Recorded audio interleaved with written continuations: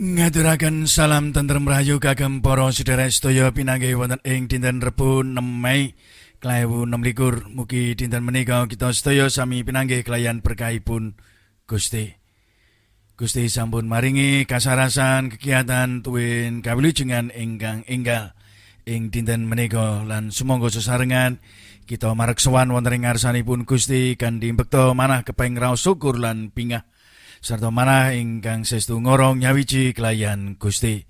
Siramat lan tentrem rahayu saking Allah Rama kita lan Gusti Yesus Kristus sarta panunggalanipun Sang Roh Suci wonten ing panjenengan sedaya. Amin.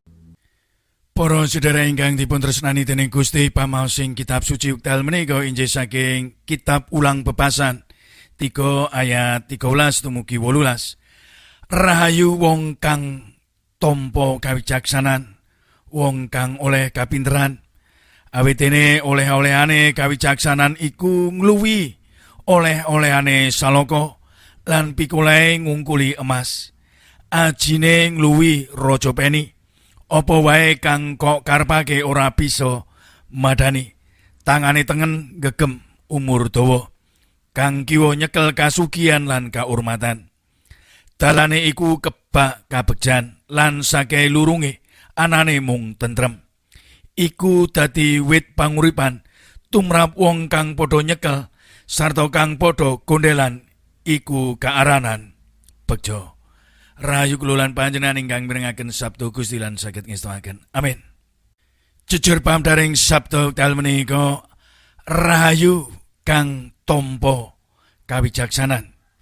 Para sedherek ingkang dipun tresnani dening Gusti, ing samangke tiyang nyambut damel menapa kemawon pedamelanipun tiyang ingkang gesang ing alam donya menika katosipun sedaya meh sami tujuanipun injih menika ngarah badhe. Injih kados tiyang ingkang dedagangan ngarah badhe saageng-agengipun mawi modal ingkang alit lan saalit-alitipun. Tiyang dagang saged mekaten menika ingkang dipun wasani ingkang kasil. Boten wonten tiyang jaman sakmenika ingkang purun tuna utawi rugi. Rugi wektu, tenaga, pikiran lan bondo. Mekatana kawontenanipun tiyang gesang ing alam donya. Sedaya sami ngarah lan buru badhe saageng-agengipun lan buru ingkang sarwi kepenak. Ngantos wonten tembung makaten, cilik bahagia nom foya-foya, tuwa sugih mumbra-mumbru, mati mlebu swarga. Ingkang dipun pengini gesang sarwi penak lan badhe ing donya menika ugi mangkenipun menawi sampun pecah tetep penak mlebu swarga. Para sedherek ingkang dipun tresnani dening Gusti Yesus, nulat saking Prabu Sulaiman injih wonten ing kitab Ulang Pepasan menika. Pilih tiyang ingkang wicaksana menika ingkang sinebut rahayu utawi tiyang ingkang bejo. Malah begjanipun ngluwi emas, salaka lan raja peni. Wicaksana magepokan kelayan manah ingkang ajri asih dhateng Gusti. Sarta anggadhahi pangerten kangge mbentenaken sae lan awon. Ingkang sae panci mboten mesti kepenak nyoro kadonyan, nanging pituwasipun wilujeng lan berkah. Dene ingkang awon panci langkung gampil lan mesti ngarah kepenak, nanging sedayanipun menika asipat sawetara. Dados tiyang ingkang sae saestu mboten gampil, nanging dados tiyang ingkang awon menika langkung gampil. Tiyang wicaksana saged mawon boten badhe ing donya menika, nanging gesangipun langkung bejo saking tiyang donya. Awit tiyang wicaksana tansah nyimpen raja peni ingkang asipat langgeng. Injih sarta anggadhahi manah ingkang tansah ayem tentrem. Duwe bondo sak tumpuk undung, nanging tansah ajri lan kuwatir gesang boten ayem. Gadah arta margi tumindak ingkang awon manah boten ayem. sugih bondo nanging dipun sengit. Sederek lan tiyang sanes ugi mboten ayem. Balik tiyang wicaksana gesangipun mboten amung ayam tentrem. Sedaya ingkang pun lampahi badhe ndatengaken berkah lan gesangipun ugi badhe dados berkah kangge tiyang sanes. Para sedherek ingkang dipun tresnani dening Gusti Yesus, pitadosa menawi yuswa saya sepuh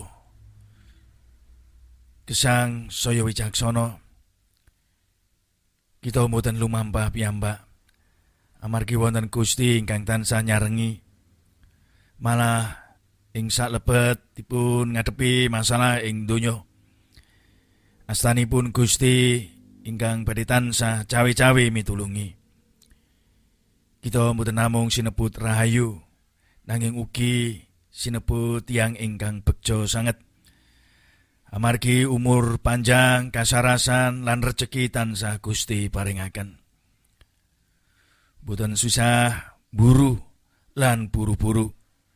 Menawi sampun dados berkah lan rejekinipun, mangke badhe ndatengi piyambak. Amin. Sesarengan kita munjukaken pandonga. Wekdal ingkang suci lan sinengker injih dinten peparing paduka. Kawula sami sujud sumuyut kanthi andhap asoring manah saha manah ingkang tansah saos sembah bekti dumateng paduka. Kawula sowan ing dampar paduka. Injih paduka ingkang wonten ing swarga ingkang suci sarta langgeng. Namung paduka ingkang dados kasantosaning gesang kawula sami. Awit kawula rumaos ringkih lan apes. Mugi wonten kepareng paduka maringi berkah lan jebati kawula sami. Satemah manah tuwin gesang kawula samangke menika tansah pinanggih wicaksana. Dalah margi ambah-ambahan kawula menika salaras lan sae klayan menapa ingkang paduka kersakaken. Kanthi mekaten sedaya ingkang kawula lampahi saestu damel renanipun kalih paduka ing ngaluhur. Duh Gusti keparenga kawula ndedonga kagem para kadang ingkang ringkih lan rapuh margi wontenipun sesakit lan werni-werni karibetan. Kaparingana kasarasan tuwin pepajar supados saged nglangkungi sakadaing panandhangipun lan manah tuwin gesangipun tansah pinanggih rahayu.